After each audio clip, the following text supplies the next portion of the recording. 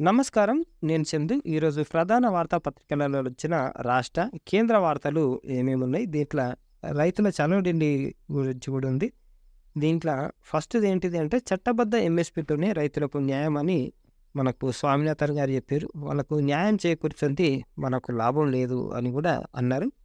కేంద్ర ప్రభుత్వం C2+50 శాతం చొప్పున లెక్కించి మద్దతు ధరలకు చట్టబద్ధత కల్పించాలి. సేకరణ విధానాన్ని సవరించి ఎక్కువ రాష్ట్రాలలో రైతులకు ఎంఎస్పీ ధరలు లభించేలా కృషి చేయాలి. ఉద్యోగ, వ్యాపార వర్గాలతో పోలిస్తే వ్యవసాయంపై ఆధారపడి జీవనం కొనసాగిస్తున్న సన్నకారు, చిన్న రైతులు, కౌలు రైతులు, వ్యవసాయ కార్మికులు జీవన స్థాయిలో మెరుగుదల కోసం కేంద్రం తప్పనిసరిగా స్వామినాథన్ కమిషన్ సిఫార్సులన్నింటినీ అమలు చేయడం ఆయనకు అర్పించదగిన ఘనమైన నివాళి అని చెప్తున్నారు. ఖచ్చితంగా అమలు చేయాలి.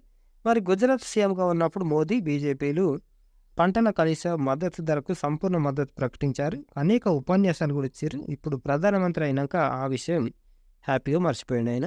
2022 నాటికి రైతుల ఆదాయాన్ని రెట్టింపు చేస్తామని మోదీ 2019 లోక్సభ ఎన్నికల ప్రచారంలో హామీ ఇచ్చిండు. ఇప్పుడు పంటల మద్దతు ధర కోసం రైతుల పోరాటంపై మోడీ, బీజేపీలు మౌనం వహిస్తున్నాయని చెప్పి రాస్తున్నారు.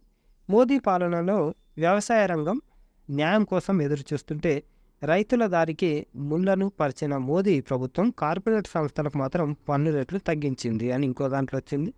ఇగో ఈయన చిత్రమైన మనిషి అనమాట. మౌంటైన్స్ పోయి యోగా చేస్తాడు. అండర్ ద సీస్ మనకు సముద్రం లోపల పోయి కూడా యోగా చేస్తాడు. అంత గొప్ప మనిషి. కాకపోతే మనకు సామాన్యమైన మనుషుల బాధలు మాత్రం ఈయనకు పట్టవన్నమాట. ఇగో వీళ్ళకు పతంజలి వాళ్ళకు సుప్రీంకోర్టు చింపపెట్టి పెట్టింది. మీ వాళ్ళ దేశం మొత్తం నాశనం అయిపోయింది, మోసపోయింది. పతంజలి ఆయుర్వేద మందులపై ప్రచారం వద్దు అని చెప్పారు. రామ్దేవ్ బాబా కంపెనీపై సుప్రీంకోర్టు ఆగ్రహం. జబ్బులను నయం చేస్తామంటూ పతంజలి ఆయుర్వేద మందులపై మీరు చేసిన ప్రచారం వల్ల దేశం మొత్తం మోసపోయింది. ఇక ప్రచారాన్ని ఆపాలని, ఉత్పత్తుల బ్రాండింగ్ను నిలిపివేయాలని ప్రముఖ యోగా గురు రామ్దేవ్ బాబా సంస్థను సుప్రీంకోర్టు ఆదేశించింది. తదుపరి ఆదేశాలు వచ్చే వరకు ఈ ఆదేశాలు అమల్లో ఉంటాయని స్పష్టం చేసింది. పతంజలి ఉత్పత్తులపై వాటి చికిత్సా సామర్థ్యంపై ప్రచారం చేయబోమని, కోర్టుకు మీరిచ్చిన హామీ ఉల్లంఘనపై ప్రాథమిక ఆధారాలున్నాయని, ఈ విషయంలో మీపై కోర్టు ధిక్కార చర్యలు ఎందుకు తీసుకోకూడదో వివరణ ఇవ్వాలని అడిగిర్రు. ఇట్లన్నమాట. ఇష్టం ఉన్నట్టు దానికి ఏది లేవు. అయినా సరే విచిత్రంగా ఈ మోదీని అడ్డు పెట్టుకొని వాళ్ళు అన్ని అరాచకాలు చేస్తారు. కోవిడ్ మునుపటి స్థాయికి రైళ్లలో ఆర్డినరీ ఛార్జీలు మొన్నటిదాకా ఇవి బంద్ చేసారు. ఆర్డినరీ ట్రైన్లు బంద్ చేసారు. ఇప్పుడు దేశం మొత్తం అల్లకల్లోలం అవుతుంది. సుక్కలు చూస్తున్నారు, తిడుతున్నారు మమ్మల్ని అని. తర్వాత అసలు విషయం ఏంటి అంటే లోక్సభ ఎలక్షన్లు వచ్చినాయి కాబట్టి దానికి ప్యాసింజర్ ట్రైన్ తీసేసి ఎక్స్ప్రెస్ స్పెషల్గా పెట్టారు అన్నమాట. అదే ఛార్జీలు పెట్టారు. మళ్ళా గర్భిణిని దారుణంగా హతమార్చి 20 ముక్కలు చేసిన దుండగులు. ఇవి ఎక్కడ జరుగుతాయంటే ఉత్తరప్రదేశ్, మధ్యప్రదేశ్ అదే రాష్ట్రాలలో జరుగుతాయి. లేకపోతే చూద్దాం. ఉత్తరప్రదేశ్లోని అమ్రోలో జరిగిన అమానవీయ ఘటన ఇది.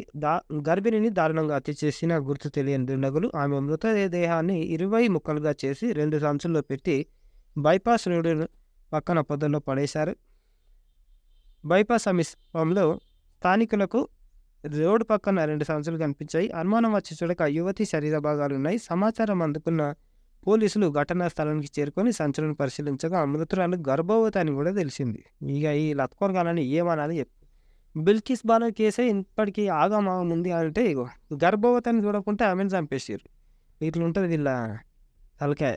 జ్వరం వచ్చినా నడిచి వెళ్లాల్సిందే అని. దేశంలో ఎటువంటి పరిస్థితులు ఉన్నాయి అనే దానికి ఇది ఏడిదో కాదు, ఇచ్చాడు మన రాష్ట్రందే. రహదారులు, రవాణా సౌకర్యం లేక ప్రజలు ఎదుర్కొంటున్న ఇబ్బందులు ఇన్ని కావు. నేటికి కాలిబాటిన వెళ్లాల్సిన పరిస్థితి. ఇచ్చోడ మండలం గుండి గ్రామానికి చెందిన లాస్య స్థానిక ప్రభుత్వ పాఠశాలలో 2వ తరగతి చదువుతుంది. 2 రోజులుగా ఆమెకు జ్వరం రావడంతో ప్రైవేట్ ఆసుపత్రికి నాన్నమ్మ భోజమ్మతో కలిసి 3 కిలోమీటర్ల దూరంలో ఉన్న మేడుగూడ వరకు నడిచి వెళ్ళింది. వర్షాకాలంలో వీరి బాధలు మరింత తీవ్రమవుతాయి. ఎప్పుడో ఒకసారి మాత్రమే ఆటలు వస్తాయి, లేదంటే నడక తప్పదని వారు పేర్కొన్నారు. ఇట్లా ఆ పాపకు ఆల్రెడీ ఫీవర్ వచ్చింది. అయినా వాళ్ళ నాన్నమ్మతో నడుచుకుంటూ అవుతుంది. ఏమంటారు చెప్పరు. ఇగో వాచీలు, కుక్కర్లు, చీరలు.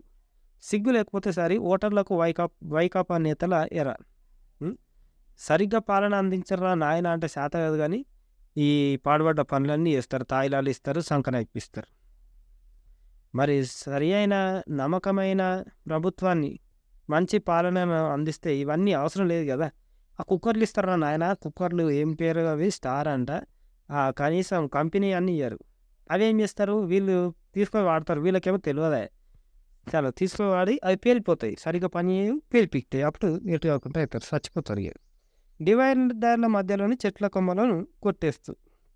ఈ సీఎం పరదాల ముఖ్యమంత్రి గదా! సీఎం వస్తారట పామర్రు పరవశారు. ఇగో పరదాలు కప్పుతుర్రు. ఇవన్నీ కనిపించకుండా పరదా కప్పుతున్న సిబ్బంది. ఇదే అన్నమాట ఈయనది. ఆయన వస్తుండు అనంటే ఏకంగా స్కూల్లే బంద్ చేస్తారు. స్కూల్ బంద్ చేస్తారు. ఏమనంటే ఎగ్జామ్స్ గూడా పోస్ట్‌పోన్ చేస్తారు. శవాల మీద నడిచి వెళ్లి భూమి స్వాధీనం చేసుకుంటా అని అంటారు. కృష్ణా జిల్లాలో పేద కుటుంబానికి వైకాపా నాయకుడి బెదిరింపులు. మీకు తెలవంది కాదు. ఇగో వాని కన్ను పడిందట. మీరు ఖచ్చితంగా ఖాళీ చేయాలంటే వాళ్ళు పురుగుల మందు పట్టుకొని నిలబడ్డారు. వాడు ఆనంద్ బాబు అనుకుంటా లక్కోరుగాడు. వాని డ్రైవర్ని చంపేసి డోర్ డెలివరీ చేసిర్రు డెడ్ బాడీని. అయినా సరే సిగ్గు లేకుండా మళ్ళా వానితోటే తిరుగుతారు వీళ్ళు. ఇక ఇట్లున్నాయి. మమత ప్రజల మమత ఎక్కడ అని సందేశ్ కలిగి గురించి ఈమెనేమో ఇగో రాజకీయ కుట్ర అని మూతి ముడుచుకుంది. ఆడనేమో అత్యాచారాలు అవన్నీ కథలు నడుస్తుంది. నువ్వు మనిషివా మృగానివా అని రేవంత్ అంటున్నారు. నిరుద్యోగులు చస్తున్నా పట్టించుకోలేదు అవి. నీ బిడ్డలకు మాత్రం పదవులు పట్టబెట్టినావు. నువ్వు మంచిగా నీ మీద వాడు వాని మీద నువ్వు మంచిగానే మాట్లాడతారు కానీ కనీసం పాలన మీద జర దృష్టి నిలుపుర్రి. బస్సులలో పోయికుంటే మొత్తం ఎటు కాకుండా అయిపోతారు. వచ్చే నెల 2న మరో 6,000 ఉద్యోగాల భర్తీకి త్వరలోనే మెగా డిఎస్సి అని కూడా ఉంది పేపర్ ఆర్టికల్లో. మగాడివి అయితే ఒక్క సీటు గెలిపించుకో. ఇవే నత్కోరు మాటలు బంద్ చేయాలి. మర్యాదపూర్వకంగా మాట్లాడాలి. ఇది పోయిన ముఖ్యమంత్రి కూడా గవే మాటలు మాట్లాడింది. ఇక నువ్వు కూడా గవే మాటలు మాట్లాడితే తెలంగాణ ప్రజలు ఏం నేర్చుకోవాలి మీ నుంచి? ఈ బూతులు నేర్చుకో అన్న. మార్చి, ఏప్రిల్లో 7,000 ఉద్యోగాల భర్తీకి నోటిఫికేషన్ రేవంత్. త్వరలో మెగా డిఎస్సి. ఇటువంటి ఇచ్చి జర ఉద్యోగాలు కల్పించేరు, ఉపాధి కల్పించారు. అంతకు మించి మీ ఒకళ్ళను ఇంకొకరు తిట్టుకుంటా పోతే ఏడుదాకా. లోకం తీరు అనింది. ఇగో 7వసారి 8వసారి ఓ3 రేపురా. కేజ్రీవాల్కు ఈడీ 8వసారి నోటీసులు. సుప్రీంకోర్టుని ధిక్కరిస్తారా పతంజలికి సుప్రీం ధర్మాసనం నోటీసులు. ఇస్తారు మరి. ఇక వీళ్ళు అసొంటే లేదు మహాత్ములు కాబట్టి అవి. పచ్చబద్దాలు పేదరికం తగ్గిందంటూ నీతి ఆయోగ్. ఆ ప్రస్తావన లేని కుటుంబ వినియోగ వ్యయ సర్వే. చిత్రం ఏంటంటే వీళ్ళు ఏం చెప్తారు, మొత్తము ఆ దేశంలో పేదరికం మొత్తం తగ్గిపోయింది అని చెప్తారు బీజేపీ వాళ్ళు. అసోంటిది ఏం లేదు. పేదరికంలో ఉన్నోళ్ళు ఇక లోపలికే పోతారు. పేదోడు అనేది మొత్తం భూమిలో పట్టుకుపోతుండు. అదాని, అంబానీ వీళ్ళు బాగుపడుతారు. ఉపాధి పని దినాలు తగ్గినాయంట. 3 ఏళ్లలో దాదాపు 10 మిలియన్ల పని దినాలు తగ్గింపు. 61% పడిపోయిన 100 రోజుల పని పొందిన కుటుంబాల సంఖ్య ఇట్లా. మరి ఇగో ఈ అమ్మ ఎట్లా వస్తుంది? ఇదే కాదు, ఏమి విలేజ్లలో చాలా పరిస్థితులు ఘోరంగా ఉన్నాయి. ఎవరికి సరైన ఫుడ్ లేదు, పరిస్థితులు చక్కగా లేవు. కనీసం ఉపాధిని కల్పిస్తే వాళ్ళకు 100 200 ఇస్తారు. ఇప్పుడు ఎంత పెరిగిందో కానీ ఎగ్జాక్ట్గా అమౌంట్. పాతకాలంలో నేను అబ్జర్వ్ చేసింది 200 లాస్ట్. అది ఉపాధి కల్పించాలి. Game over for Patanjali. Supreme court imposes complete ban. నువ్వు నాటకాలు ఎక్కరా నాయన, ఇంటికాడ కూర్చో అని చెప్పారు. Tamil Nadu does it again. Go back Modi is trending ahead PM Modi's visit to Madurai. ఇగో 23.3 పోస్టులు. ఎందుకు అని అంటే మత రాజకీయాలు చేసుకుంటా కూర్చుంటావు నువ్వు, అవసరం లేదు మా రాష్ట్రానికి ఖర్చుడు అని. ఇగో తప్పించుకుంటుండు కేజ్రీవాల్ ఈడీ నుంచి.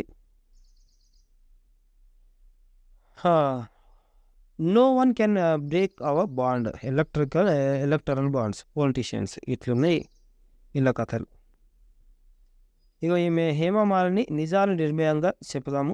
రామ మందిరం నిర్మాణం వల్ల నిరుద్యోగులకు ఉపాధి లభించింది. ఏమన్నా సిగ్గు ఉంటే అదే.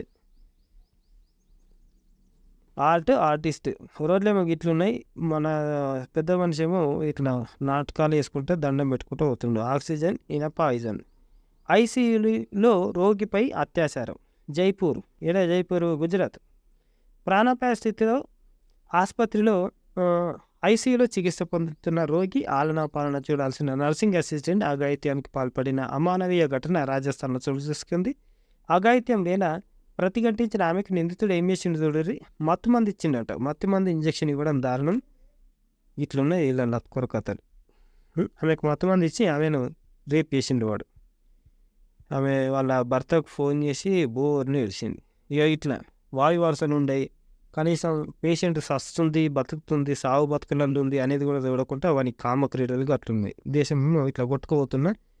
ఇక మా మోదీ గారేమో ఎడ దొరుకుతాడా విచిత్రమైన విన్యాసాలు చేసుకుంటూ బతుకుతాడు. ఎక్కడికి వెళ్ళి న్యూస్లో ఉండాలన్నమాట. ఇది ఈరోజుకు సంబంధించిన ఆర్టికల్స్. లైక్ చేయండి, షేర్ చేయండి, సబ్స్క్రైబ్ చేయండి. థ్యాంక్ యూ, ధన్యవాదాలు.